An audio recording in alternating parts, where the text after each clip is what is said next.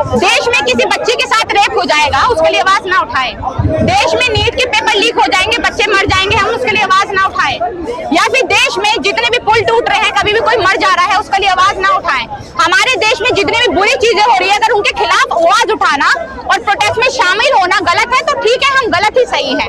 और ये हमारा हक है, ये हमें हक मिला है, ये हमें हमारा अधिकार संविधान ने दिया है कि हमें जब भी जो भी चीज गलत लगेगी हम सड़कों पर आ सकते हैं, उसके खिलाफ आवाज उठा सकते हैं। जंतर मंतर आवाज उठाने के लिए ही बना है, तो इसमें कुछ गलत नहीं है। और अगर जो लोग यहाँ पर आए हैं वो सारे प्रोटेस्ट में शामिल होते हैं तो मुझे लगता है उनसे जिदार, उनसे बड़े दिल का इंसान कोई नहीं है, क्योंकि वो हर चीज के, हर गलत चीज के खिलाफ बोल रहे हैं। यहाँ पर अगर आप बोल रहे हैं कुछ भी, किसी भी चीज को गलत बता रहे हैं तो हम किसी गलत में साथ नहीं आ रहे हैं। बट अगर नीट के पेपर के लिए हम आ रहे हैं, किसी के रेप के लिए हम आ रहे हैं, किसी गलत चीज में हम शामिल हो रहे हैं, तो वो सबसे अच्छी बात है। मुझे लगता है बहुत से लोगों को यहाँ पर एकजुट होना चाहिए। क्या प्रधानमंत्री मोदी चुप है, क्या कहेंगे, इसकी वजह क्या है? बाहर जाकर के ट्रंप से बातचीत कर रहे हैं, वो गूंगे प्रधान, वो चुप नहीं है, वो गूंगे। हमारे भारत के लिए वो गूंगे हो जाते हैं। बाहर जाके वो इतने खुश इंडिया में कदम रखते हैं, उनके मुंह पे ऐसे मायूसी छा जाती है जैसे ना जाने कहाँ पे कदम रख दिया। अगर आपको इतना ही इंडिया मायूस करता है तो आप निकलिए ना हमारे इंडिया से।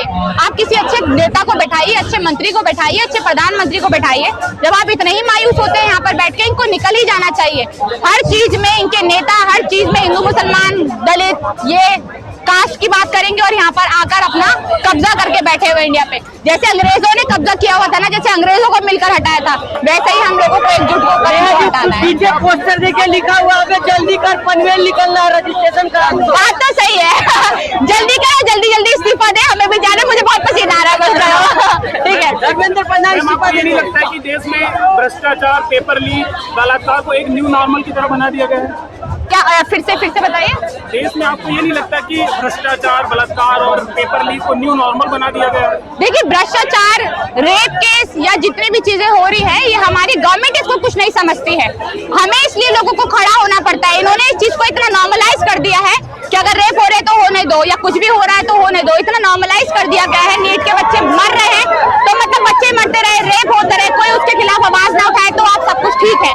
पर अगर आप जैसे ही खिलाफ उसकी आवाज उठाएंगे तो आप देशद्रोही भी है, आप पाकिस्तानी भी है, आपको बाहर से फंडिंग भी होती है। नीट एग्जाम है नीट का, और कहा जा रहा है कि वो अब दोबारा लीक होने वाला, तो क्या लगता है? देखिए, मुझे नहीं पता वो दोबारा लीक होने वाला है नहीं है, बट कोशिश ये रहेगी कि वो दोबारा लीक ना हो और दोबारा कोई बच्चा अपनी जान ना गवाए, दोबारा किसी माँ बाप को अपने बच्चा ना गंवाने पड़े। तो हम यही, हमारी उम्मीद तो यही है कि लीक ना हो। क्या बच्चों की जान की कोई कीमत नहीं है इस देश में? कोई कीमत नहीं है। वो कॉकरोच कह रहे हैं हमारे युवाओं को, हमारे सीजेआई, हमारे मोदी जी एक बात नहीं बोलते हैं तो कोई कीमत नहीं है, ना पहले दिन अब है।